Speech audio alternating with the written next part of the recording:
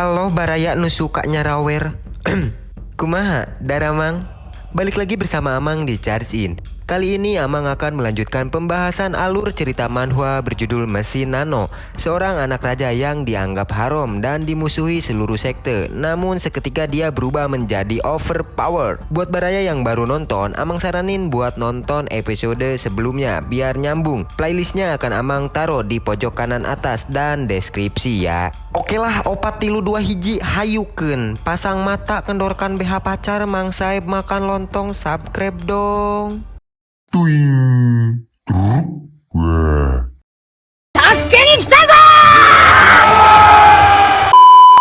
Di episode sebelumnya, Chun Ye-won yang diajak latih tanding Yompa dapat mengalahkannya hanya dengan 1 kali serangan.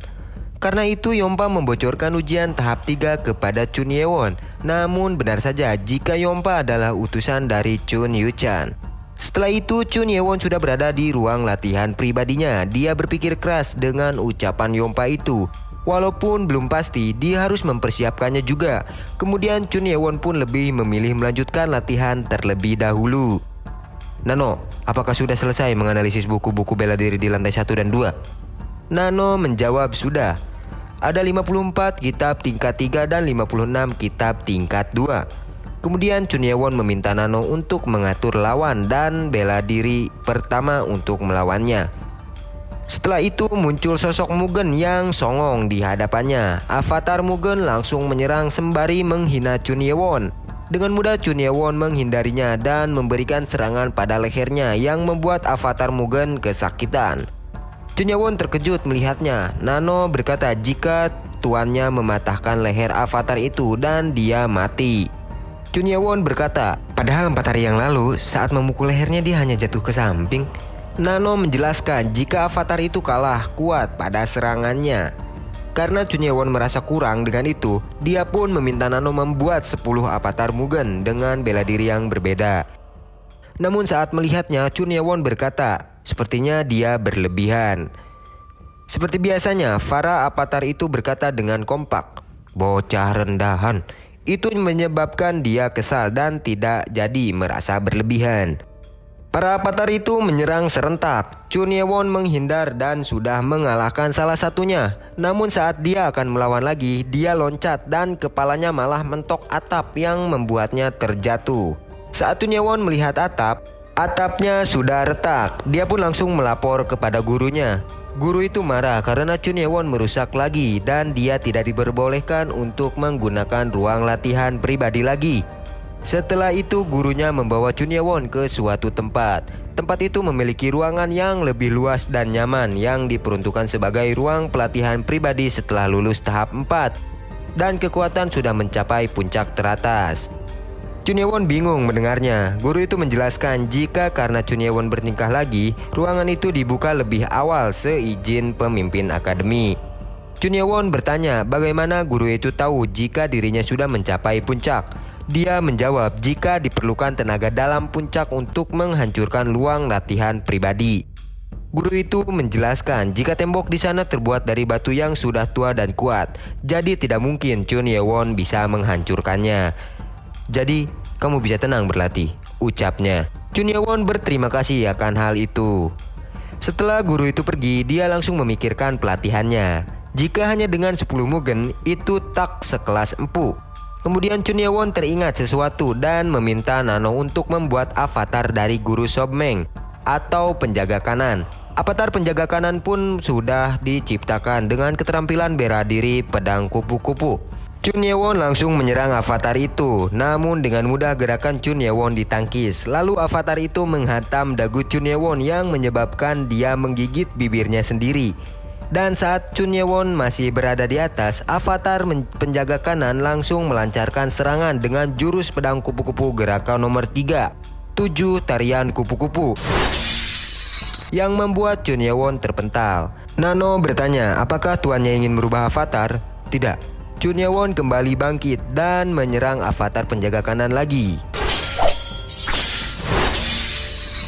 Hingga gerakan yang terakhir yang sudah berada di depan avatar penjaga kanan, namun dengan mudah avatar itu lebih dulu menyerang Chun Ye-won yang membuatnya terpental lagi.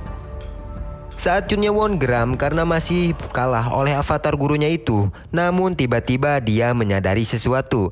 Ternyata Chun Ye-won berhasil menyerang avatar gurunya itu termasuk gerakan yang terakhir tadi. Namun serangannya dangkal. Chun Ye-won kembali berkata, jika dia masih tidak bisa mengalahkan gurunya walau dengan teknik pedang luar biasa. Namun dia bertekad sampai sebelum ujian tahap 6, dia akan mengalahkan gurunya dimulai dari avatarnya dulu. 4 hari kemudian, di lapangan akademi, penjaga kiri berkata, "Apa kalian menghabiskan waktu istirahat dengan baik?" "Madu," ucap para murid. Kemudian penjaga kiri menjelaskan seperti yang ia katakan 4 hari lalu. Ia akan menjelaskan ujian tahap 3 dan pembagian Maryongdan.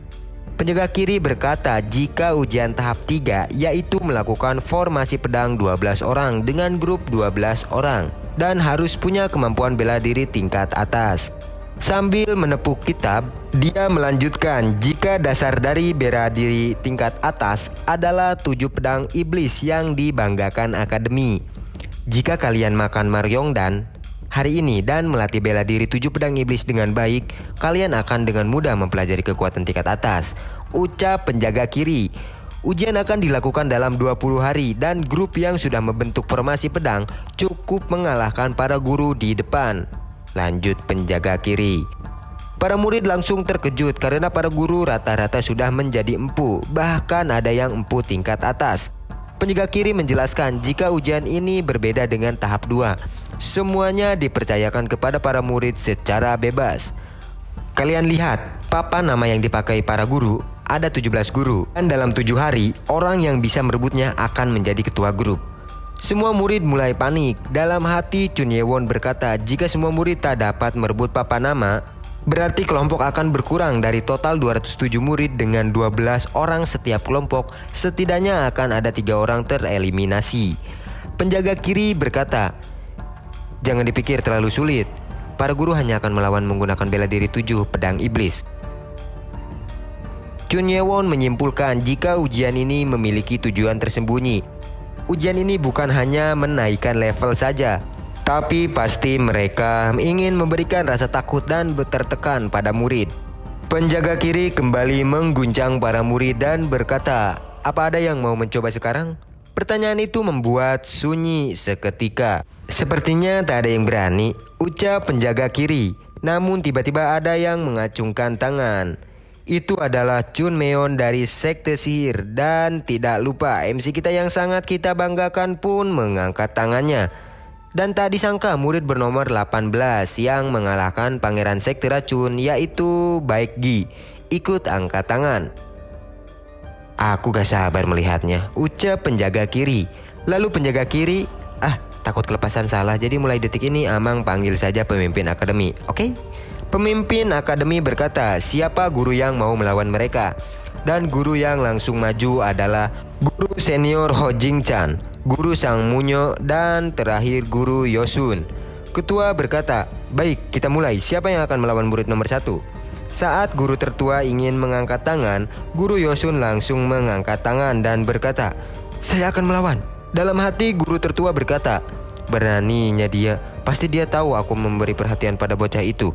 Dalam hati guru Yosun berkata, saya juga berpikir jika Chun Meon cocok jadi pemimpin masa depan. Jadi saya tak ingin dia dipermalukan sekarang. Guru tertua berkata, saya akan melawan murid nomor 18. Itu membuat guru Yosun terkejut. Guru Sang Munyo berkata jika ia memang ingin melawan Chun Ye-won. Ini disebut mendapat keuntungan tanpa sengaja, ujarnya. Pertarungan pertama pun dimulai antara Meon dan guru Yosun. Di sisi lain, Chun Ye-won langsung bersiap untuk menganalisis pertarungan itu dengan nano. Meon langsung mengeluarkan jurus-jurusnya. Guru Yosun pun tak tinggal diam. Dia mengeluarkan jurus 7 pedang iblis gerakan nomor 5. Namun dapat ditepis oleh Meon. Meon kembali menyerang guru Yosun. Setelahnya guru Yosun juga menyerang Meon dengan cepat. Meon masih bisa menahan serangan itu. Chun Ye-won yang melihat dia tersadar jika walau gerakannya berbeda, namun jurus pedang iblis itu sama dengan gerakan di prasasti. Dia berkata jika mungkin saja yang meninggalkan jejak itu adalah Goma. Kembali ke pertarungan, serangan Meon ditahan oleh Guru Yosun dan langsung ditangkis yang membuat Meon mundur. Meon berkata jika gurunya lebih kuat, jadi tak ada pilihan lain. Sembari bersiap dengan kuda lumpingnya, dia pun langsung menyerang dengan tangan kanannya yang sudah siap menghantam. Begitupun dengan Guru Yosun yang sudah siap menyerang balik. Namun ternyata Muyen memindahkan serangannya ke tangan kiri yang membuat Guru Yosun sedikit terkecoh. Guru Yosun menepis serangan itu dan langsung menyerang balik. Namun Meon berhasil menghindar dan memutar. Dilanjutkan dengan serangan lurusnya yang tepat mengenai pundak Guru Yosun hingga ia terluka dan terpental cukup jauh. Pemimpin akademi berkata jika itu adalah gerakan berganti tangan kanan dan kiri secara bersamaan dan juga bela diri peringkat kedua di akademi. Dia dengar jika hanya pemimpin kultus yang bisa. Benar-benar jenius, ujarnya. Setelah itu, Guru Yosun pun memberikan papan namanya ke Muyen dan berkata jika sekarang dia sudah menjadi ketua grup. Nah, sekarang giliran momen yang sudah pasti kita tunggu-tunggu ya kan. Hihihihi. Chun Ye-won dan Guru Sang Munyo sudah siap untuk bertarung. Chun Ye-won dalam hatinya berkata, jika demi masa depannya, ia harus menunjukkan kemampuannya di depan semuanya. Di sisi lain, guru itu sedikit meremehkan Chun Ye-won. Dia langsung memasang kuda lumpingnya dengan sombong. Ia berkata, silakan serang duluan. Chun Ye-won yang merasa diremehkan berniat untuk mengalahkannya dalam satu serangan. Chun Ye-won langsung melesat untuk menyerangnya. Namun sayang serangannya masih dapat ditangkis oleh guru itu, walau dia sedikit kaget melihatnya. Chun Ye-won dengan membabi buta terus menyerangnya yang membuat Guru Sang Munyo hanya bisa bertahan dan sambil mundur hingga 5 langkah. Tabrakan kekuatan mereka pun tak terhindarkan sampai membuat mereka sama-sama terdorong. Guru Sang Munyo kembali bersiap dan mengeluarkan jurus 7 pedang iblis gerakan 4 dan 6 sekaligus. Dia langsung menyerang Chun Ye-won. Namun Chun Ye-won menyadari jika gerakan tak seimbang seperti gerakan di Batau Prasasti. Dengan cepat Guru Sang Monyu melesat, namun dengan mudah Chun Ye-won menghindar ke bawah. Guru itu tersenyum melihat peluang Chun Ye-won yang berada di bawah. Namun Chun Ye-won mematahkannya dengan serangan kuat ke guru itu. Semua yang melihat terkejut dan tentu saja pemimpin akademi pun sangat terkejut. Guru Sang Monyu mulai emosi dan langsung menyerang Chun Ye-won dengan kekuatan aslinya. Itu memberikan serangan telak kepada Chun Ye-won, namun dengan sigap Nano langsung menyembuhkan luka yang dialami Chun Ye-won dan membuat Guru Sang Monyu merinding akibat Chun Ye-won yang tak tumbang dengan serangannya yang seharusnya membuat luka dalam. Guru Sang Monyu kembali menyerang, namun dapat dihindari dengan mudah oleh Chun Ye-won. Chun Ye-won langsung menghantam rusuk Guru Sang Monyu hingga retak yang membuat guru itu muntah jus stroberi. Semua orang terkejut melihatnya. Sembari berpegang ke pundak Chun Ye-won, guru itu berkata, "Kamu monster." Dan guru Sengah itu pun ambruk. Pemimpin akademi berkata jika 7 pedang iblis itu sulit dikalahkan, walaupun hanya terdiri dari kumpulan gerakan sederhana karena kombinasinya yang tak terhitung, namun Chun Ye-won dengan mudah mengalahkannya. Dia bukan hanya hebat, melainkan zenius. Guru lain langsung menghampiri Guru Sang Monyu. Guru itu melaporkan kepada pemimpin akademi jika Guru Sang Monyu harus dibawa ke ruang kesehatan karena rusuknya patah dan 2 tulangnya keluar. Dan dengan begitu A.A. Ewon pun mendapatkan papan kuningnya. Di sisi lain, para guru kesal karena para murid bisa meremehkan mereka karena sudah 2 kali kalah. Namun berbeda dengan guru tertua, dia berkata jika para guru lebih mementingkan harga diri, bukannya senang jika muridnya berkembang. Pertarungan terakhir pun akan dimulai antara guru tertua melawan Baekgi. Di sisi lain 2 kubu, yaitu guru dan murid sama-sama tak mau jika perwakilan mereka kalah. Mereka pun bersiap dengan kuda-kudanya. Hush. Guru tertua mengeluarkan tenaga dalamnya yang membuat Baekgi terkejut. Baekgi langsung menerjang dan bersiap untuk menyerang dengan kakinya. Bak bu. Semua serangannya dihindari guru tertua. Guru tertua melihat jika kaki Baekgi kosong dan langsung menyerang. Namun Baekgi bisa menginjak serangannya dan langsung memutar badan dan langsung menyerang lagi. Semua menyangka jika serangan itu berhasil, namun ternyata Trot. Tenaga pedang guru tertua berhasil menembus kaki Baekgi dan membuatnya terpental. Guru tertua berkata jika Baekgi menyerang dengan kakinya, tapi kaki kanannya terbuka, jadi apa yang sekarang akan Baekgi lakukan? Baekgi kembali berdiri dan bersiap dengan kuda-kudanya. Dalam hatinya Baekgi berkata jika ia harus memenangkannya dengan satu serangan. Ia langsung melesat dan menyerang dengan kakinya lagi dari atas. Namun saat guru tertua bersiap menghadang, Baekgi memutar dan berpindah ke bawah. Dia menyerang dengan kedua kakinya. Namun dengan cepat guru tertua menghindari dan sudah berada di depan Baekgi. Baekgi pun menyadari jika dia hanya menendang angin. Guru tertua langsung memukul perut Baekgi hingga terpental sangat jauh. Para murid yang melihat berkata jika ternyata melawan guru memang sulit. Murid 1 dan 7 itu memang monster. Pertarungan diakhiri dengan nasihat guru tertua. Dia berkata, jika kau menyambung ikatan kosong dengan ikatan utama, lawan pasti lebih bingung. Aku berharap padamu. Baekgi pun kembali dengan pincang. Chunyewon yang melihat meminta Nano untuk memindai Baekgi. Setelahnya, para guru langsung membagikan pedang kayu, Maryongdan dan kitab 7 pedang iblis. Saat Chunyewon berjalan, dia dikagetkan oleh para murid yang banyak menghadangnya. Namun Hobong dan 3 murid lainnya langsung berada di depan Chunyewon. Hobong berkata, ada urusan apa kalian dengan tuanku, ha? Flashback ke malam sebelumnya, 4 orang itu berdebat, yaitu Machil, Ungchon dan Damyong, serta Hobong. Ungchon berkata, bukannya ini taruhan berbahaya? Apa kamu tak takut dengan 6 sekte? Hobong menjawab, aku takut. Tapi daripada hidup menyedihkan di sekte lemah selamanya, aku bertaruh jika bersama tuanku, orang seperti kita akan punya harapan. Ungchon kembali bertanya, apakah Hobong benar-benar percaya pada Chunyewon? Ya, aku percaya, jawab Hobong. Mereka bertiga pun saling melirik dan mengangguk. Baiklah, kami akan bergabung dengan taruhanmu itu. Dan selanjutnya mereka pun bertemu Chunyewon dan berjanji akan setia padanya. Kembali ke awal, Chunyewon berkata kepada Hobong, tak apa, kau mundurlah sebentar. Lalu dia berkenalan dengan murid 857 yaitu Go Wangchul. Tanpa basa-basi, dia langsung berkata jika ingin menjadi anggota Chunyewon. Chunyewon terkejut mendengarnya. Di sisi lain, para bawahan Chunyewon senang dan memuji Chunyewon. Wangchul kembali menjelaskan jika ia berasal dari sekte iblis kuat dan kekuatannya sudah tingkat atas. Saya tidak akan mengganggu sebagai anggota, ujarnya. Murid lain tak ingin ketinggalan seperti nomor 920 Hokyong dari sekte kuda hitam, nomor 97 Won Il dari sekte pedang mati, dan Jawumin nomor 77 dari sekte pintu istana. Mereka semua menawarkan diri untuk menjadi anggota Chunyewon. Namun di sisi lain juga ada yang kesal harus bersaing dengan anak sekte atas.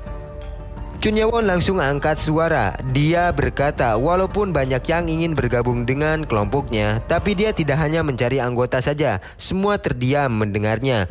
Chunyewon menjelaskan jika saat dia meniti langkah di jalan yang sulit setelah keluar dari akademi, dia mencari sahabat yang akan meneteskan darah dan melewati semuanya bersama. Setelah mendengar itu, banyak murid yang tak menginginkannya. Lalu Chunyewon kembali berkata, jika ingin bersamaku, aku tak peduli itu dari sekte rendah ataupun tengah ataupun atas, karena di akhir perjalananku, itu semua tak ada artinya. Dengan mengepalkan tangan di dada, Chunyewon berkata jika dia akan merubah 6 inti pusat di akademi ini. Banyak dari mereka yang langsung meremehkan Chunyewon dan ada juga yang kesal. Jadilah sahabat yang akan berjalan bersamaku, membentuk inti baru dari agama Raja Iblis. Ini adalah syarat jika ingin menjadi anggotaku, ungkap Chunyewon. Setelah itu banyak dari mereka yang langsung pergi. Namun beberapa dari mereka tetap bertahan, yaitu Wangchul, Jawumin, dan Ohjong. Wangchul langsung memberikan pendapatnya. Saya sudah melihat semua pangeran, tapi tak ada yang seperti Anda. Namun jalan yang Anda tempuh sangat berbahaya dan bisa membahayakan semua anggota. Jujur, saya juga ingin menyerah. Tapi jika terlahir sebagai prajurit, pasti memiliki mimpi, mempunyai kekuasaan tertinggi. Mendengar ambisi Anda, entah kenapa saya juga tertarik. Wan Chul langsung berlutut di hadapan Chun Ye-won. Ia berkata, "Saya bersumpah setia kepada Pangeran Chun Ye-won." Wang Chul melanjutkan jika walau dia masih banyak kekurangan, ia berjanji jika di masa depan ia tak akan berlutut kepada orang lain. Diikuti oleh Ja Woo-min dan Oh Jong yang langsung berlutut mengucapkan janji setia kepada Chun Ye-won. Chun Ye-won terkejut melihatnya, sembari tersenyum ia berkata, "Terima kasih." Mereka pun sudah berada di depan gerbang ruang latihan pribadi. Chun Ye-won berkata, "Setelah kalian memakan Maryongdan, hafalkan bacaan 7 pedang iblis. Besok kita berlatih dan aku sendiri yang akan mengecek formasi kalian." Terlihat wajah-wajah berbinar dari para bawahan. Chun Ye-won dalam hatinya berkata jika ia akan menghantam mereka sampai bisa seperti gurunya. Chun Ye-won pun meminta semua masuk ke ruang latihan pribadi masing-masing dan makan Maryongdan. Kemudian mereka akan bertemu lagi di malam hari.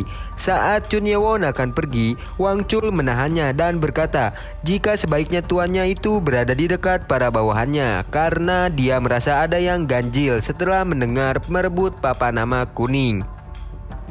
Chun Ye-won pun sadar jika sepertinya tujuan sebenarnya bukan merebut dari guru tapi agar murid saling bertarung merebutkan papan nama.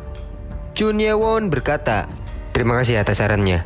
Kemudian Wang Chul berniat akan berada di sebelah ruang latihan tuannya.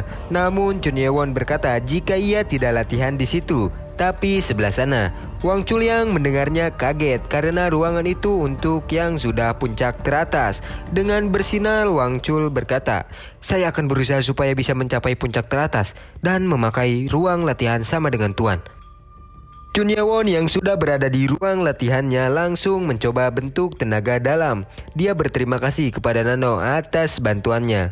"Iya, semua memang berkat saya," ucap Nano. Hihihihi.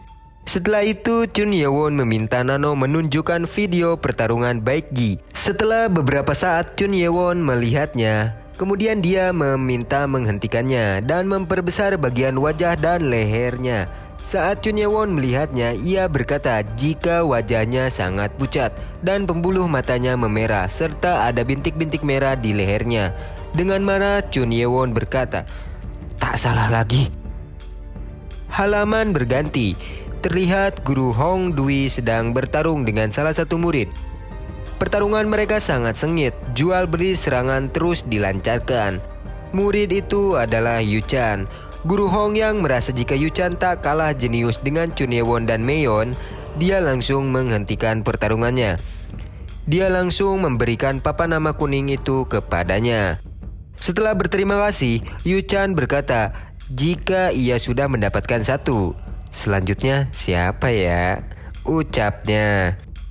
Halaman beralih di ruang makan akademi.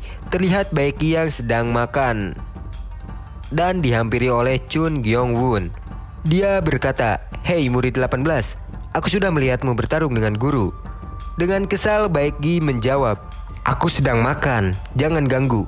Aduh, eta remeh dinu gado tilu siki lap heula lap. Gyeong-won melanjutkan jika dia suka kemampuan Baekgi. "Seperti kau ingin menjadi ketua grup, tapi apakah kau tak ingin ke tempat lebih tinggi?" tanyanya. Namun sangat kasihan karena Baekgi menghiraukannya. Dalam hati Gyeong-won berkata, "Dasar brengsek." Sambil menahan marah dia berkata, "Coba pikir dulu, tak ada buruknya untukmu." Gyeong-won pun pergi. Setelah itu Baekgi berkata jika ini sudah yang kedua. Yang sebelumnya adalah Yu Chan. Dia berkata jika ia tak tertarik jadi ketua atau berada di tempat lebih tinggi, tapi juga tak ingin jadi bawahan. "Targetku hanya menjadi lebih kuat," ujarnya. Lalu saat dia melanjutkan makannya, datang lagi seseorang yang berkata, "Maaf mengganggumu makan. Apa bisa bicara sebentar?" "Aku tertarik, pergilah," jawab Baekgi. "Tapi jika kita tak bicara, kau akan mati nantinya." Saat Baekgi mendengarnya, dia langsung melihat orang itu dan itu adalah Akang Ewon. Dengan marah Baekgi berkata, "Kamu bukan pemimpin 6 sekte, tapi lebih sombong. Kalau seperti itu, apa kamu pikir bisa menarik calon para anggotamu?" ucapnya. Si Kehead udah curigaan aja. Chun Ye-won menjawab sepertinya salah paham. Dengan marah Baekgi bangkit dan menggebrak meja. Sekarang kau mengacamku dan kau bilang salah paham, ucapnya. Bukan begitu. Aku langsung ke intinya saja. Kau sepertinya terkena racun, ucap Chun Ye-won. Racun? Omong kosong macam apa itu? Tanya Baekgi. Chun Ye-won pun menjelaskan jika tadi siang dia melihat pertarungannya. Wajahnya sangat pucat dan muncul bintik merah di lehernya. Baekgi langsung tertegun mendengar penjelasan Chun Ye-won. Racun? Itu tidak mungkin. Aku selalu jaga jarak dengan Chun Jong-som. Lalu dia kenapa memberitahuku? Itu tak ada hubungannya dengannya, ucap Baekgi dalam hatinya. Baekgi pun meminta maaf kepada Chun Ye-won. Lalu berkata jika ia terkena racun, harusnya ia menyadarinya saat meditasi. Kamu baik-baik saja setelah meditasi? Tanya Chun Ye-won. Saat Chun Ye-won memikirkannya, tiba-tiba Tabib Jong datang untuk eating. Chun Ye-won yang melihat langsung menghampirinya. Setelah berbasa dan berbasi, dia langsung meminta Tabib Jong untuk memeriksa Baekgi. Singkat cerita, Baekgi sudah dibawa ke ruang kesehatan. Tabib Jong membawa sebuah ramuan dan meminta Baekgi untuk menghirupnya. Saat Baekgi menghirupnya, ia langsung merasakan kesakitan dan batuk-batuk. Oho, oho, oho. Serta bintik merah di lehernya pun muncul. Tabib Jong kemudian menjelaskan jika Baekgi benar terkena racun. Racun kecil. Tapi saya baik-baik saja saat meditasi dan saya selalu makan sendiri, ucap Baekgi. Tabib Jong menjelaskan jika racun itu tidak masuk pembuluh darah, namun melalui paru-paru dan bisa saja ia terkena racun saat tidur dan menghirup bubuk yang kecil. Ini racun dengan jumlah kecil, jadi sulit untuk mengetahui jika terkena racun. Baekgi kesal dan berkata dalam hati, apakah ini arti ucapan Chun Jong-som waktu itu? Tabib Jong berkata, jika Baekgi harus melakukan pengobatan selama 7 hari, maka ia akan sembuh.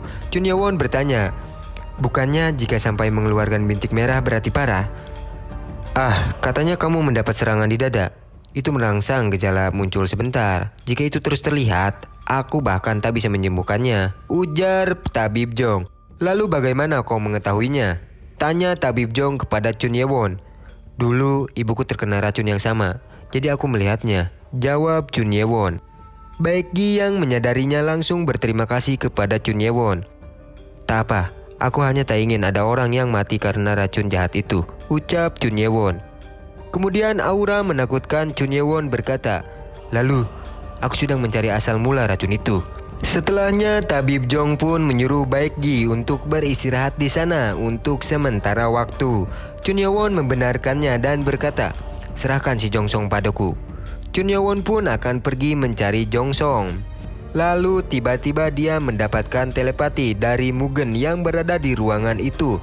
Hei bocah kotor, orang yang kau cari ada di hutan seberang asrama. Sambil pergi Chun Ye-won berkata, jika perkataanmu benar, aku akan kirim dia ke sampingmu. Halaman pun berganti. Terlihat Jong-som yang berada di hutan belakang asrama 5.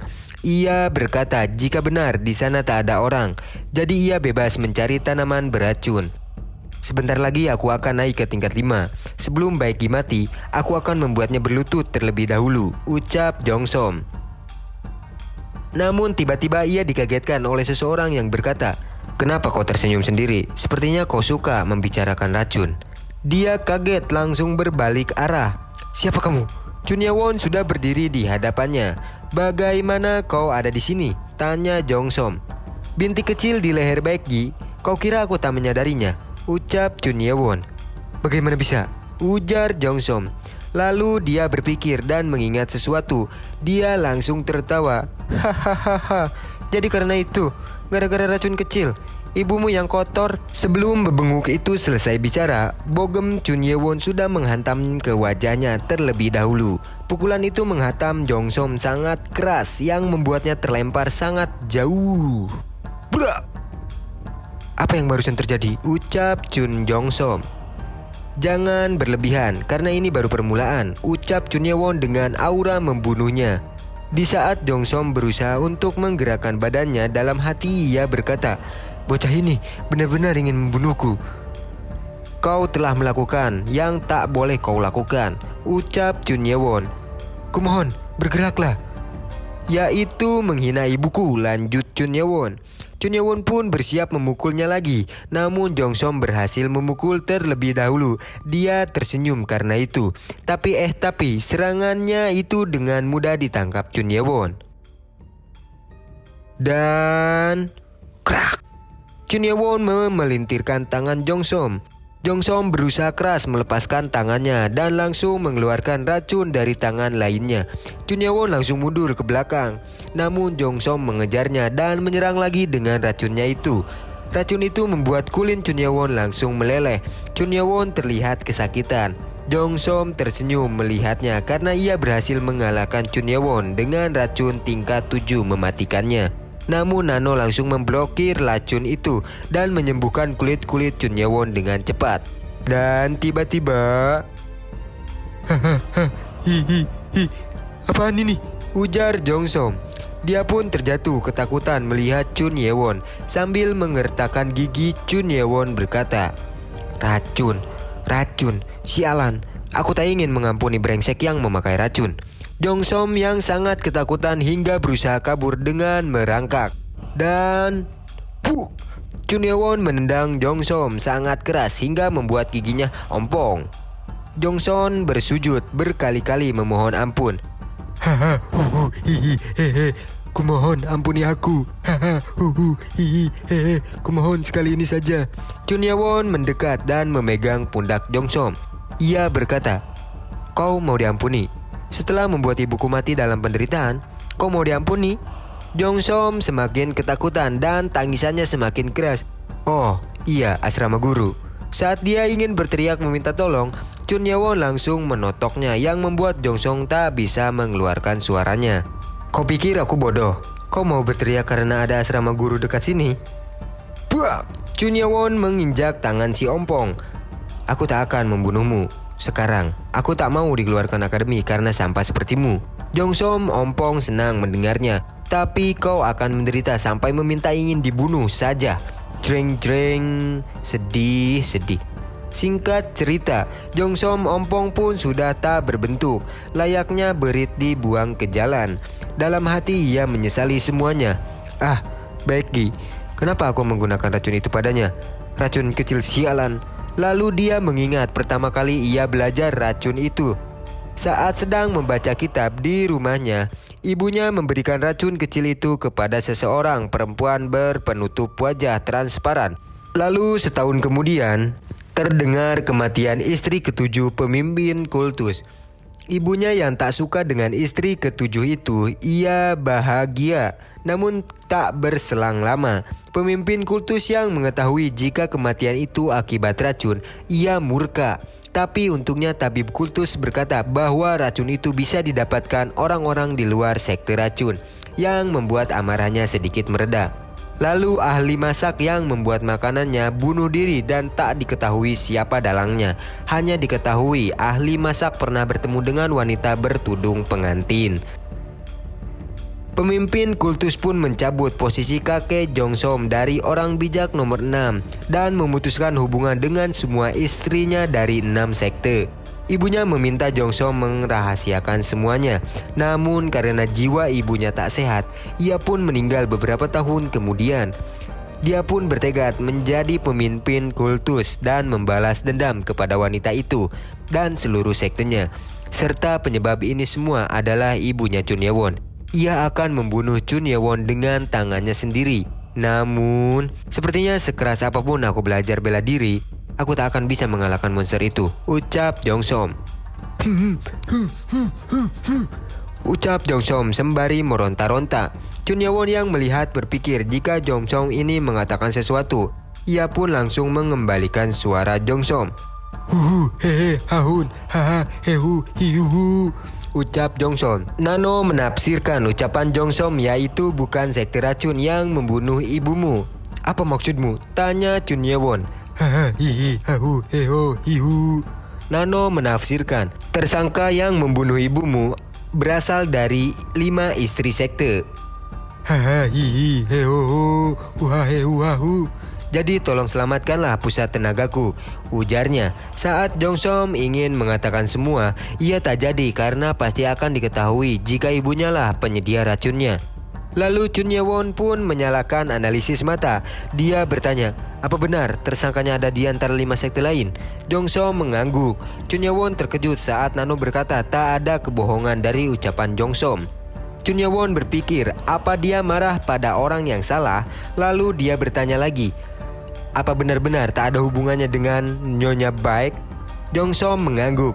Namun Nano berkata jika 75% itu kebohongan. Chun Ye-won yang mengetahuinya langsung marah. Jongsom masih berusaha mengelak. Dan Chun Ye-won langsung menghantam inti tenaga dalam Jongsom dengan keras. Tenaga dalamku, teriak Jongsom. Halaman berganti. Terlihat tabib Jong yang sedang melamun. Ia merasa hatinya tak tenang dan tiba-tiba seseorang mendobrak pintu ruang kesehatan.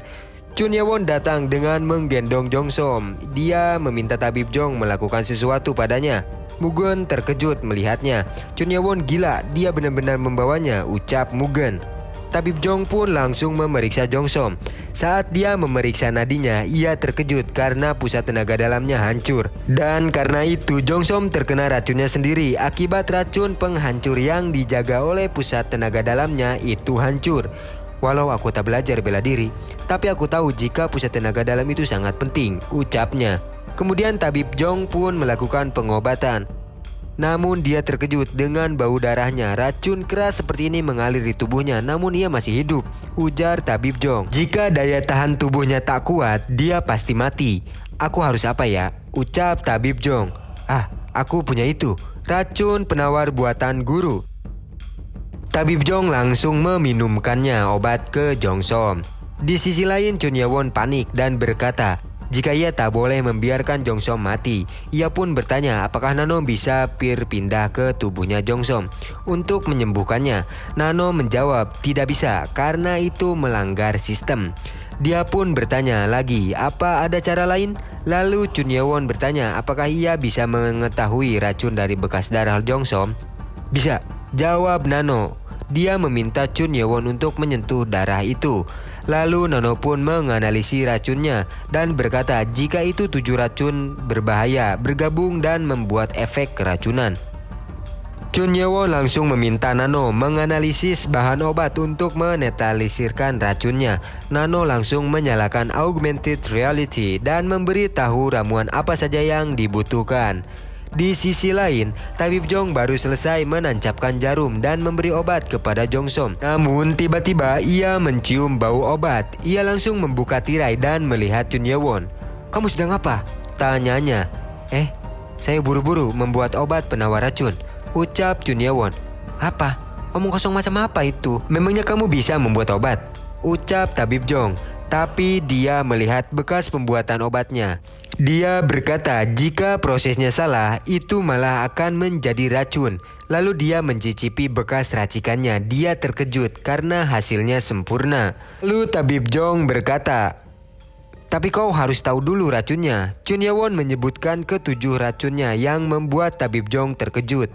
Tabib Jong, kumohon percayalah padaku kali ini saja, ucap Chun Ye-won. Singkat cerita, tabib Jong pun meminumkan ramuan buatan Chun Ye-won dan berkata jika mereka sudah melakukan semua yang mereka bisa. Racikanmu tepat, tapi lain kali jelaskan dulu padaku, ucap tabib Jong. Maaf merepotkan Anda, tabib, jawab Chun Ye-won. Tabib Jong pun memarahi Chun Ye-won. Apa harus kamu sampai merusak pusat tenaga dalamnya? Walau di akademi yang kuatlah yang menang, tapi ini berlebihan. Pemimpin akademi dan pemimpin sekte racun tak akan membiarkannya. Apa yang akan kamu lakukan? Tanya tabib Jong. Terima kasih sudah khawatir, tapi ini perbuatan saya, jadi saya akan bertanggung jawab, jawab Chun Ye-won. Aku tak bisa berkata apa-apa, tapi tolong berpikir lebih dalam lagi. Setelah lama berada di akademi, yang liciklah yang bertahan dibanding yang kuat. Aku harap kamu bisa sabar, lanjut tabib Jong. Tabib Jong pun menyuruh Chun Ye-won untuk pulang. Saya? Tanya Baekgi. Chun Ye-won pun keluar dan terlihat Baekgi di belakangnya. Chun Ye-won berhenti dan berpikir, selama ini aku berpikir jika yang kuat yang akan bertahan. Apa aku terlalu angkuh? Namun tiba-tiba Baekgi sudah berada di belakang Chun Ye-won. Kenapa kau menghancurkan pusat tenaganya? Tanyanya. Aku tak bisa menahan amarahku. Lalu jika kubiarkan, dia bisa menggunakan racunnya bukan hanya padamu, tapi murid lain, jawab Chun Ye-won. Baekgi terkejut mendengarnya dan berkata jika pemikirannya berbeda dengan pangeran sekte lain. Mungkin. Namun sebelum berkata sesuatu kepada Chun Ye-won, bawahan Chun Ye-won datang. Kami khawatir Anda diserang, ujar mereka. Maaf membuat kalian khawatir, jawab Chun Ye-won. Baekgi yang melihat berkata, dia sudah punya orang-orang yang berada di pihaknya, sedangkan aku tak punya siapa-siapa. Dia pun pergi. Chun Ye-won langsung memanggilnya. Hei, bukankah kau mau mengatakan sesuatu? Bukan apa-apa, lupakan, ucap Baekgi. Singkat cerita, Chun Ye-won dan bawahannya sudah berada di asrama dan sudah menceritakan semuanya kepada bawahannya. Hwang Chul berkata, saya yakin perbuatan Anda ini pasti ada artinya, tapi sekarang kita masih harus mengumpulkan kekuatan. Walaupun pihak luar tak bisa mengganggu selama 4 tahun, lawan Anda adalah salah satu sekte utama di akademi. Karena hal ini, sekte racun jadi musuh kita harus siap-siap, ujar Chun Ye-won. Sedangkan Hobong lebih khawatir reaksi akademi terhadap kejadian ini. Chun Ye-won pun berpikir jika dia terlalu gegabah dan tak berpikir panjang. Walau tak tertulis secara gamblang di peraturan akademi, namun bagi mereka, pusat tenaga dalam sama dengan nyawa. Keesokan harinya, benar saja Chun Ye-won dibawa guru menemui pemimpin akademi. Chun Ye-won masuk dan langsung memberi hormat. Namun pemimpin akademi belum memberikan reaksi apapun dan hanya fokus ke catatannya. Setelah beberapa saat, pemimpin akademi pun selesai dan berkata, karenamu, aku jadi harus repot membuat laporan kejadian. Lalu pemimpin akademi menyuruh Chun Ye-won duduk. Sembari duduk, pemimpin akademi berkata, mari kita selesaikan hal resmi dulu. Pertama, pendapatku sebagai pemimpin akademi. Lalu setelah duduk, pemimpin akademi berkata, menghancurkan inti tenaga dalam itu belum pernah terjadi dalam sejarah akademi. Perbuatanmu itu bodoh. Pemimpin melanjutkan, dikhawatirkan perbuatan bodohmu itu terjadi lagi. Murid nomor 7, Chun Ye-won, kau nungguin ya. Hihihihi. Kau diperintahkan mengembalikan papan nama kuning dan dipenjara selama 5 hari. Chun Ye-won dan kita semua pasti kaget mendengarnya, ya kan? Chun Ye-won bertanya, saya tidak dikeluarkan. Omong kosong macam apa itu? Murid dikeluarkan jika murid itu gagal ujian atau membunuh murid lain selain di ujian resmi atau saat bersenjata, ucap pemimpin akademi. Syukurlah, ternyata bukan hal yang paling kutakutkan, dalam hati Chun Ye-won. Kalau kamu tahu apa artinya terbuang, kamu pasti takkan senang saja, ujar pemimpin akademi. Chun Ye-won pun tertegun. Itu benar, mengembalikan papan nama berarti aku bukan ketua grup. Dan jika aku dipenjara selama 5 hari, kesempatanku mendapat papan nama hanya 1 hari. Ini adalah kesempatan kecil yang kuberikan padamu, ujar pemimpin akademi. Lalu tiba-tiba pemimpin akademi mengeluarkan auranya yang sangat menakutkan, yang membuat Chun Ye-won merinding. Nah, sekarang kita diskusikan kebodohanmu, bukan sebagai ketua, tapi sebagai senior akademi, ujar pemimpin akademi. Aku sudah mencegah suara terdengar dari luar. Jika ada yang dengar bisa repot, ucap pemimpin akademi. Pemimpin akademi mulai menceramahi Chun Ye-won. Ia berkata, jika dikira Chun Ye-won akan menjadi orang besar, namun malah melakukan hal tak berguna. Maafkan saya. Maaf. Jadi hanya segini kemampuanmu menyelesaikan masalah? Semua yang dilakukan Chun Ye-won kepada Jong Som dikeluarkan oleh pemimpin akademi, mulai dari perbuatannya dan isi pikiran Chun Ye-won. Semua tertebak oleh pemimpin akademi. Lalu ia berteriak, kalau mau melakukannya, lakukan dengan benar. Inti dari perkataan pemimpin akademi adalah itu semua membahayakan nyawa Chun Ye-won. Jika ingin hidup, jadilah orang licik. Apa tujuanmu masuk akademi? Tanya pemimpin akademi. Untuk menjadi lebih kuat dari siapapun, Jawab Chun Ye-won. Kebencian dan amarah bisa menjadi dorongan untukmu menjadi semakin kuat. Tapi kamu adalah calon pemimpin sekte. Apakah seorang calon pemimpin sekte akan terus terbawa kebencian dan amarah? Perkataan itu membuat Chun Ye-won sadar.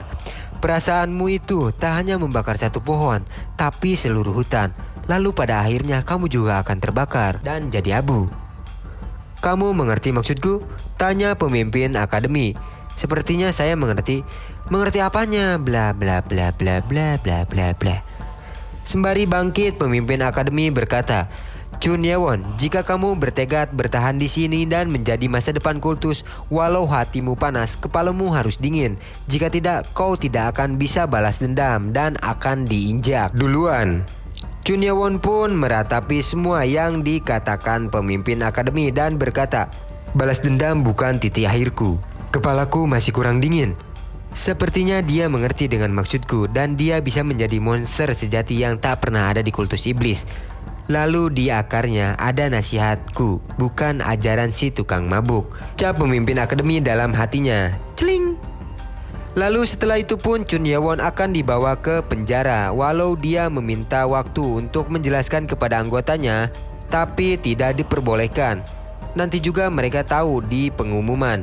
Lalu mereka sudah jadi mantan anggotamu, ucap pemimpin akademi, dan Chun Ye-won pun dimasukkan ke dalam penjara. Dan benar saja, jika pengumuman tentang Chun Ye-won yang menghancurkan inti pusat tenaga dalam Jongsom dan dipenjara dipajang di lapangan akademi.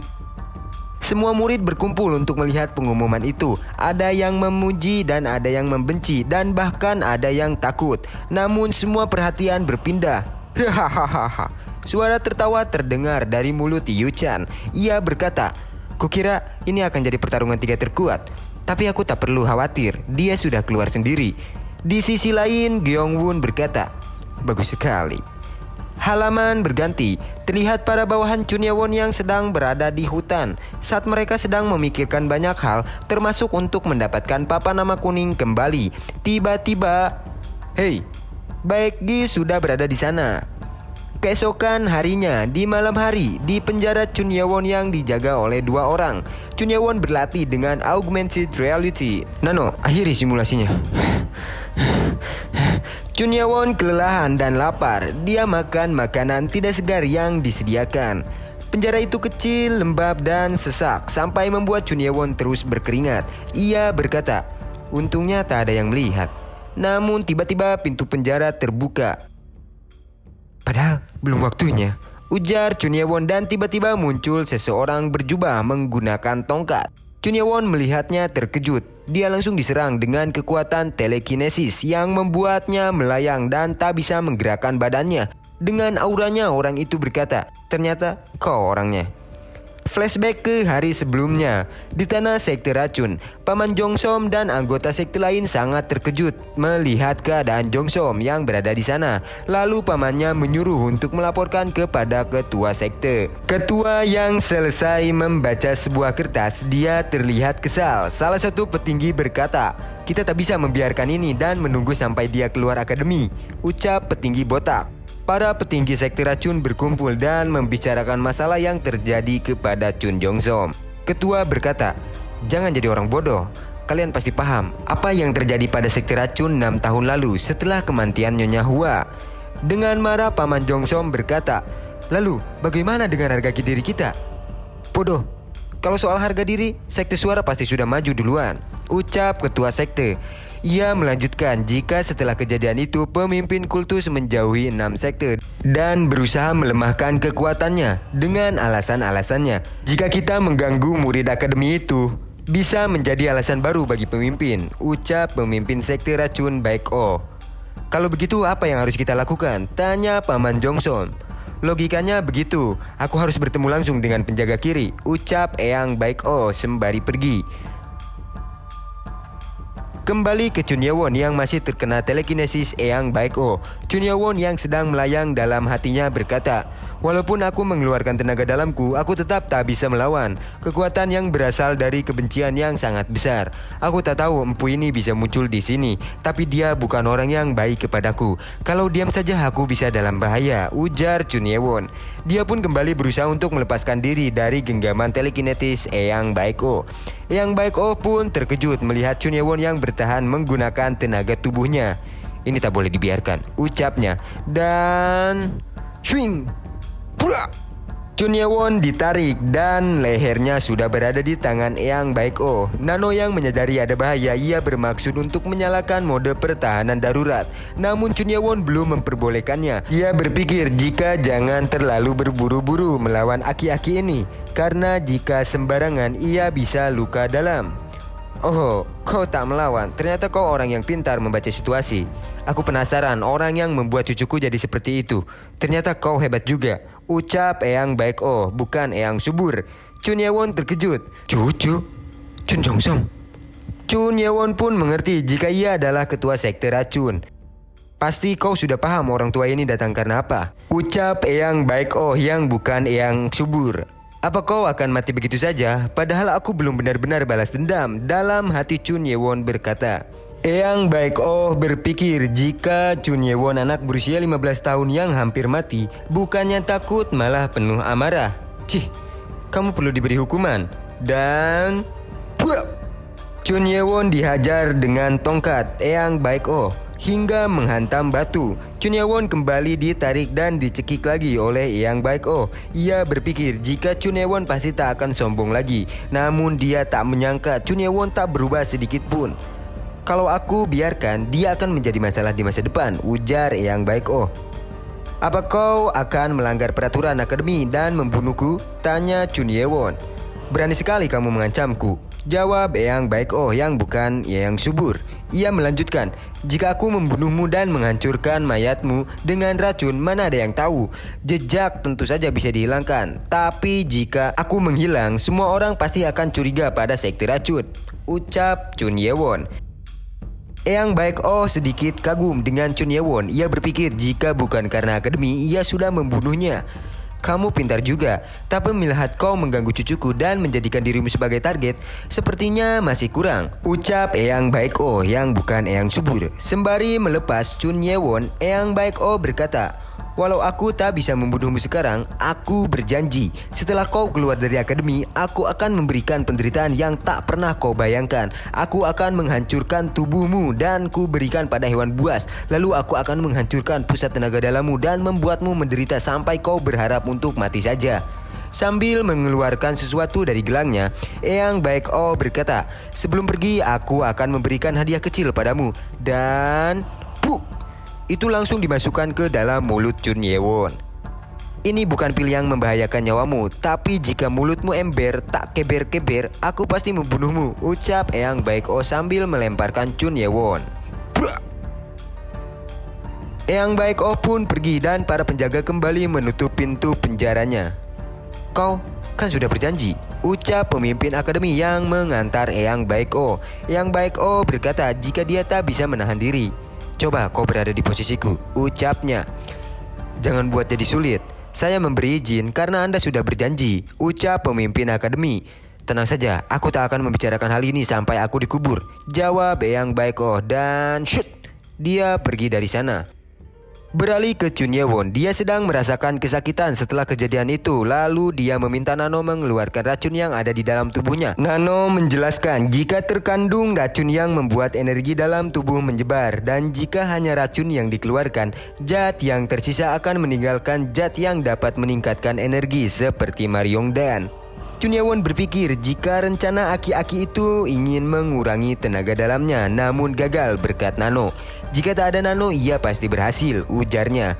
Lalu Chun Ye-won meminta Nano untuk menghilangkan racunnya saja. Nano pun langsung memprosesnya dan setelah selesai, menimbulkan bau yang sangat busuk. Kemudian Chun Ye-won pun langsung berkultivasi. Lalu setelah selesai, Chun Ye-won terpukau karena tenaga dalamnya bertambah menjadi 1,5 gapja atau jadi 90 tahun. Sambil membersihkan badannya, ia berpikir jika sekte racun bertindak berani sampai seperti ini, jika tak ada Nano, dia pasti sudah dalam bahaya. Mulai sekarang aku tak boleh bertindak gegabah lagi, ucap Chun Ye-won. Aku jadi tidak bisa menggunakan baju ini lagi. Namun tiba-tiba ia merasakan sesuatu dari batu yang retak bekas badannya yang dilempar aki-aki. Kemudian dia pun langsung mengeceknya. Padahal aku hanya memukul pelan. Pasti aku bisa masuk. Jadi aku hancurkan sedikit lagi, ucap Chun Ye-won. Ia pun sudah masuk ke lubang yang ia buat sebelumnya. Ia terkejut karena di dalamnya ada gua yang luas dan lebar. Lalu Chun Ye-won menyalakan mode penglihatan malam. Dia pun berjalan menyusuri lorong itu. Nano berkata jika ditemukan cahaya kecil di dalam lorong itu. Chun Ye-won pun langsung bergegas melihatnya. Dan ceng-ceng, terlihat seperti ada bangunan di dalam tanah. Ia pun langsung turun untuk melihat. Saat dia melihat, ada pintu yang tertutup. Ia berpikir jika sepertinya ruangan itu sudah tak terpakai. Namun dia terhenti melihat ada jejak di lantai yang cukup besar. Ia memikirkannya. Prasasti, jangan-jangan, ujar Chun Ye-won dan langsung meminta Nano untuk menyalakan augmented reality. Nano mencoba membandingkan jejak itu dengan batu biru. Setelah dianalisis, diperkirakan prasasti di lantai 1 dan 2 berasal dari sini, ucap Nano. Sambil tersenyum, Chun Ye-won berkata, ternyata benar. Chun Ye-won pun kembali melihat-lihat dan bertanya kenapa prasasti itu tidak ditempatkan di tempat yang sama. Lalu dia melihat sebuah pilar besar. Jreng-jreng. Dan di pilar itu terukir sebuah tulisan. Kekuatan pedang iblis langit, ujar Chun Ye-won kaget. Dijelaskan jika ada satu bela diri yang mengingatkan semuanya akan pemimpin tertinggi kultus iblis, yaitu bela diri langka bernama kekuatan Dewa Iblis Langit. Bahkan bela diri ini termasuk bela diri tingkat dewa di Jianghu. Chun Ye-won bingung dengan hal-hal itu. Ia tak tahu semua hal tentang itu. Kemudian Chun Ye-won meminta Nano membandingkan tulisan yang berada di sana dengan yang ada di prasasti. Nano berkata jika keduanya ditulis oleh orang yang sama. Setelah itu pun Chun Ye-won mengerti jika keterampilan pedang yang ditinggalkan Chun Ma adalah kekuatan pedang iblis langit. Lalu lubang-lubang ini terlihat seperti naga yang naik ke surga. Apa maksud dari itu semua? Apa berhubungan dengan angka? Ujar Chun Ye-won. Ia pun langsung duduk mencoba memecahkan arti dari semua itu. Naga naik ke surga? Hah? Jangan-jangan Chun Ye-won langsung melihat ke atas. Jeng-jeng. Silau sekali, ucap Chun Ye-won. Setelah itu Chun Ye-won meminta Nano untuk mengatur cahaya yang masuk di ruangan itu. Chun Ye-won tak mengira jika ada tulisan di batu-batu yang bercahaya. Ternyata ini. Ia pun langsung meminta Nano untuk memindai semua batu bercahaya. Setelah itu Chun Ye-won meminta untuk dibuatkan video simulasi batu itu. Pisahkan batu-batu yang berhubungan dengan ilmu bela diri, ucap Chun Ye-won. Nano berkata jika ditemukan 24 batu berisi teknik pernapasan. Shung. Chun Ye-won senang melihatnya. Jadi ini arti titik di batu-batu itu. Nano pisahkan semua kecuali 24 batu itu. Kemudian Chun Ye-won pun mengecek satu persatu batu itu. Ini tentang teknik pernapasan, tapi gerakan dilakukan diambil mengalirkan tenaga dalam di titik darah tertentu, ucap Chun Ye-won. Lalu gerakan ini sama seperti salah satu gerakan kekuatan pedang langit. Jangan-jangan Chun Ye-won masih bertanya-tanya tentang hal itu. Lalu dia akan mencobanya. Ia pun meminta Nano memindahkan gerakan itu ke otaknya. Setelah dipindahkan, ia pun langsung mencobanya. Nano berkata jika energi yang kuat sedang mengalir dalam tubuh dan syuk. Shrak. Di sisi lain terlihat para penjaga yang mengantuk. Namun Chun Ye-won masih asik dengan percobaannya. Tak sadar Chun Ye-won sudah melakukannya dalam 2 jam. Ia malah semakin segar. Benar, aliran tenaga Anda semakin cepat, ujar Nano. Begitu ya. Chun Ye-won pun mencoba mengalirkan tenaga dalamnya lagi. Dan Chun Ye-won terkejut merasakannya. Dia langsung mengeluarkan bentuk tenaga dalam yang semakin mudah. Ia berkata jika itu pasti teknik pernapasan terbaik di dunia. Tidak dapat dibandingkan dengan teknik pernapasan 1000 bela diri. Teknik pedang digabung dengan teknik pernapasan. Aku paham sekarang kenapa namanya kekuatan pedang. Dang dang dang. Chun Ye-won langsung sujud dan berkata, Chun Ma yang terhormat, terimalah penghormatan dari keturunanmu yang penuh kekurangan ini. 4 hari kemudian, para bawahan Chun Ye-won sedang berkumpul. Dari informasi, Yu Chan dari sekte Golok punya 4, Yong Won dari sekte pedang punya 2, dan murid nomor 700 Samcak dari sekte terhormat punya 2. Hobong berkata jika hanya tersisa papa nama guru Ho Jing Chan. Kekhawatiranku pun jadi kenyataan, ucap Wang Chul. Hobong kesal karena ada 3 orang yang mengambil banyak papanama. Wang Chul berkata, jika menurut rumor, kekuatan 3 orang itu sudah mencapai tenaga yang melebihi guru. Ditambah mereka sudah memiliki kelompok kekuasaan dari dulu. Oh Jong berkata, jika ia bersyukur mereka sudah membuang orang yang harus dibuang. Dasar mereka. Lanjut Macil. Jalan mereka sudah berbeda. Mereka bertingkah aneh saat Chun Ye-won menghancurkan pusat tenaga dalam Chun Jong-som. Lanjut yang lain. Mereka pun termenung akan hal itu. Hobong berkata, tenang-tenang, tak usah terlalu berpikir negatif. Sebagai ganti 2 orang buruk, kita punya orang hebat, Baek Gi. Sembari menunjuk Baek Gi, Wang Chul berkata, benar, jika tak ada dirimu, kami dan Tuan pasti sudah dalam bahaya. Oh Jong melanjutkan, jika bukan karena Baek Gi yang mengalahkan guru dan mendapat papanama kuning, mereka pasti sudah berpencar. Kami sangat berterima kasih, ucapnya. Aku menolong karena berhutang besar kepada murid nomor 7, tapi aku tak tahu apa dia akan menerimaku, ujar Baek Gi. Pasti tuanku takkan menolongmu jika tak menyukaimu, jawab Wang Chul. Setelahnya mereka pun kembali berlatih 7 pedang iblis. Halaman berganti. Para bawahan Chun Ye-won yang setia yang sangat amang banggakan ini sudah berada di depan ruang makan akademi. Namun Baek Gi berbelok ke sana. Wang Chul bertanya, kamu tak mau makan? Baek Gi berkata jika biasanya ia tak makan siang dan hanya makan malam. Namun gara-gara mereka ia jadi makan siang tadi. Kalau begitu aku juga, ucap Wang Chul disambung Oh Jong yang menabraknya. Kamu, ujar Baek Gi. Walau sementara kau adalah ketua, jadi harus dilindungi, jawab Wang Chul. Aku akan segera pergi ke ruang latihan, jangan khawatir. Lagi pula kita akan kembali ke asrama begitu kita selesai latihan. Tapi, tak apa, kalian makan saja. Aku dan Hobong akan mengikutinya, jadi kamu makan saja. Wah, mereka pun langsung mengikuti Baek Gi. Kalian tak makan? Tanya Baek Gi. Emang kami akan mati jika tak makan sekali. Kami tak bisa membiarkanmu dipukul, jawab Oh Jong. Setelah mereka berada di depan ruang latihan, Baek Gi berkata jika ia memakai gedung lain. Jadi kalian tak perlu ikut lagi, ucapnya. Tapi tetap saja, jawab Oh Jong. Kita sudah sampai, jadi... Sebelum melanjutkan ucapannya, Baek Gi menyadari sesuatu. Lalu ia langsung melindungi Hobong dan Oh Jong. Dan... Trup. Dalam sekejap banyak murid yang sudah mengepung mereka dengan membawa pedang kayu. Dan... Tring! Muncul Ha Il-yong alias si murid 108. Mungkin Baraya masih ingat. Takut gak ingat, Amang kasih tahu dia itu pemimpin grup 7 yang semua kaki anggotanya dikerjain Chun Ye-won. Oke lanjut. Oh Jong berteriak, kalian mau apa sekarang? Hihihi. Kau benar-benar tak tahu. Papanama, berikan padaku, ucap Ha Il-yong. Sambil memegang papanamanya, Baek Gi berkata, kau pikir aku akan menurutimu begitu saja? Kalau tak mendengarkanku, semua bisa dalam bahaya. Ah tidak, selama kalian masih menjadi pesuruh si nomor 7, aku tak akan melepaskan kalian, walau kalian menyerahkannya, ucap Ha Il-yong.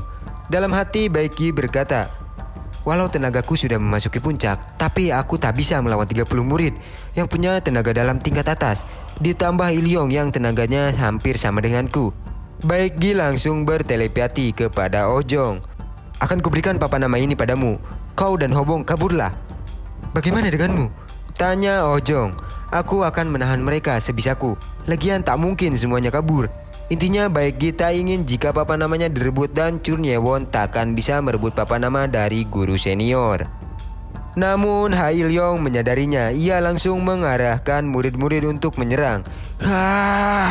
Tanpa pikir panjang, Baek Gi langsung memberikan papanama itu ke Hobong yang membuatnya kaget.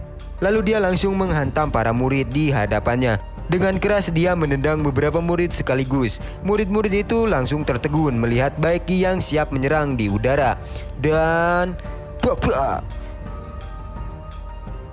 beberapa murid berhasil dilumpuhkan. Sekarang kabur! Salah satu murid berteriak. Tangkap dia, si botak itu membawa papanama. Brengsek, siapa yang kau bilang botak? Diam dan larilah, ucap Baek Gi. Kejar-kejaran pun tak terelakkan. Berikan papanamanya padaku, ucap Oh Jong. Tap, Hobong, lari terus. Aku juga tahu, jawab Hobong. Mereka berdua langsung berpencar. Hobong berbelok ke kanan, sedangkan Ojong terus lurus. Tulangku takkan selamat jika tertangkap. Aku harus cepat menemui Wangchul walau tenaga dalamku harus habis. Aku harus melakukannya. Saat itu dia sudah hampir sampai di ruang makan akademi. Dia menyadari sesuatu dan langsung berbalik. Namun tak ada yang mengejarnya. Dia pun sudah berada di depan Wangchul dan yang lainnya. Sekarang segera pergi ke arah ruangan latihan. Apa yang terjadi? Tanya Wangchul. Ada serangan dadakan. Baiki dan Hojong sedang bertarung, jawab Hobong. Mereka kaget mendengarnya. Mereka pun langsung berlari ke sana. Akhirnya ketakutanku terjadi, ucap Wangchul. Wangchul sudah berada di atap bangunan dekat tempat diserangnya Baiki. Dan terlihat para murid yang mengelilingi Baiki. Dia langsung turun menemui Baiki. Apa ini? Ucap Wangchul. Terlihat Baiki yang berdiri melindungi Ojong yang sudah terkapar dan sudah berdiri juga. Sosok Yuchan yang mungkin adalah dalangnya. Mungkin ya. Apa yang kalian lakukan? Ucap Wangchul. Aduh, pengganggu sudah datang lagi. Ucap Yuchan. Siapa yang kau sebut pengganggu? Bisa-bisanya setelah kau menyerang dengan keroyokan, teriak Wangchul. Lalu Baiki menepuk pundak Wangchul. Tenang, bukan mereka yang menyerang kita. Sembari pergi, Yuchan berkata, Baiki, kamu berhutang padaku, jadi pikirkan baik-baik. Lagian tak ada kesempatan karena papa namanya sudah direbut. Walau kau membantuku, pikiranku tak akan berubah, ucap Baiki. Pikirkan baik-baik karena waktunya tak cukup. Kau tak apa-apa? Tanya Wangchul. Tak apa, lukanya tak dalam. Namun pada akhirnya papa nama kita direbut. Maafkan aku, ucap Baiki. Ojong bertahan sampai akhir untuk melindungi papa nama itu. Sialan, teriak Hobong sembari menangis sesegukan. Baiki, sebenarnya apa yang terjadi? Tanya Wangchul. Baiki menceritakannya. Saat Ojong dikejar-kejar, ia tersandung dan langsung dihajar oleh 20 murid yang mengejar dan papa nama itu direbut.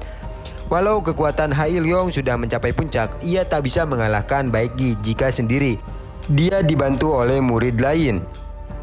Dan saat itu muncul Yuchan.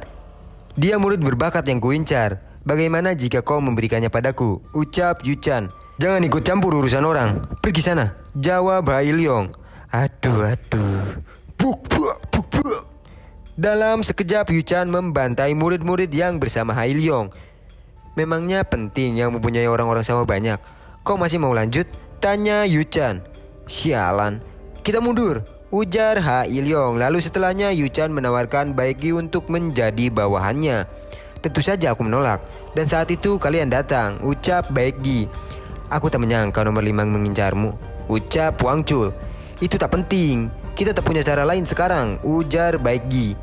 Bagaimana kalau kita mengumpulkan murid untuk melakukan hal yang sama, ujar Wumin. Walau begitu, kelompok kita akan dipenuhi orang-orang yang mengincar keuntungan saja, bukan orang-orang yang percaya pada Tuan. Itu berbeda dengan tujuan Tuan, jawab Wangchul. Lalu sekarang kita harus bagaimana? Tanya Baiki.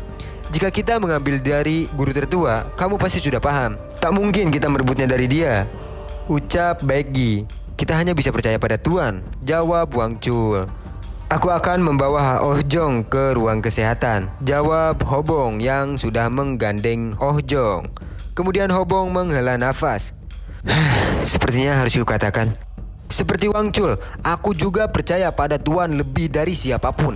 Tapi jika hanya bergantung dan menunggunya bukan cara yang tepat. Bukankah kita harus melakukan sesuatu yang tepat sebagai bawahan? Hobong berbalik dan melanjutkan. Jika tak ada cara lain, lebih baik kita mengumpulkan kelompok yang jadi bawahan Tuan sampai ia keluar besok. Wangchul merengut. Apa aku berlebihan? Tanya Hobong. Hahaha. Perkataanmu benar. Mereka pun berjalan pergi dan memuji Hobong. Wow. Keesokan harinya, Guru Im dan guru satunya berangkat untuk menjemput Chun Yewon. Pintu penjara pun dibuka. Murid nomor 7, hukumanmu sudah berakhir. Terlihat Chun Yewon yang sedang bermeditasi. Para guru kaget melihat Akang Ewon yang gagah berani dan mempesona keluar dari gua. Dalam hati Guru Im berkata, apa benar itu mata anak yang dikurung di gua selama 5 hari? Matanya bersinar lebih terang dari sebelumnya. Apa yang terjadi dengan bajumu? Tanya Guru Im. Chun Ye-won mengeluarkan bajunya yang bau busuk. Weh! Guru Im langsung melemparkan baju Chun Ye-won. Apa yang kau lakukan pada bajumu? Kemudian salah satu guru masuk mengecek keadaan penjara. Tak ada yang aneh. Baik, kita turun, jawab Guru Im. Di perjalanan Chun Ye-won bertanya berapa sisa papan nama. Ada 1, jawab Guru Im. Dan itu milik beliau, ujar Chun Ye-won. Benar. Tapi kamu tahu kan bukan hanya itu caranya, lanjut Guru Im. Guru, saya akan langsung menyerang guru tertua, ucap Chun Ye-won. Apa? Guru Im terkejut. Kau sudah gila. Jangan heras babatok, lakukan apa yang kau bisa, ucap guru lain. Guru Im pun membenarkannya. Terima kasih atas sarannya. Namun jika itu berlebihan saya akan berhenti di tengah pertarungan. Tapi saya harap dapat diberi kesempatan, ucap Chun Ye-won. Dalam hati Guru Im berkata, apa dia tak belajar setelah dihukum? Kenapa dia ceroboh? Kau mau berhenti di tengah pertarungan? Belum tentu dia mengizinkannya, ucap guru lain. Baiklah, tapi jangan sampai kau terluka parah. Jika terjadi kesempatanmu habis, lanjut Guru Im. Di sisi lain, Hobong baru mendapat penolakan dari murid yang ia tawari untuk menjadi bawahan Chun Ye-won. Aku sudah 4 kali ditolak. Lebih baik aku cari cara lain, ujarnya. Namun saat Hobong berada di lapangan, ia dikagetkan dengan para murid yang berkumpul sedang bergunjing. Hah, Tuan! Para murid meremehkan Chun Ye-won yang menantang guru tertua. Guru tertua pun sudah keluar. Dalam hati guru tertua berkata, tak kusangka orang yang ingin kuajak bertarung datang dengan sendirinya.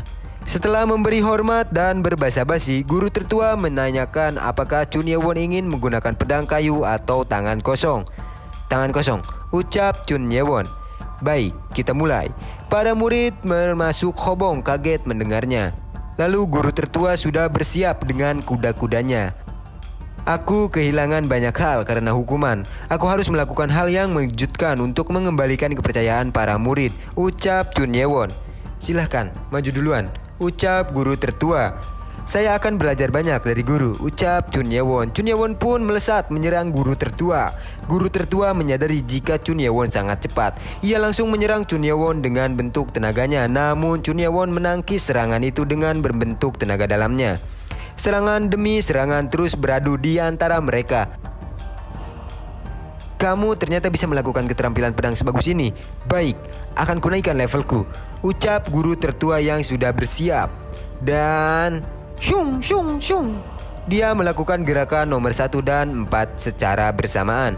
Chun Ye-won langsung mengeluarkan kekuatan pedang iblis langit. Para murid yang melihat pun terkejut. Apa itu? Sung krak krak shung shung krak. Serangan demi serangan terus beradu.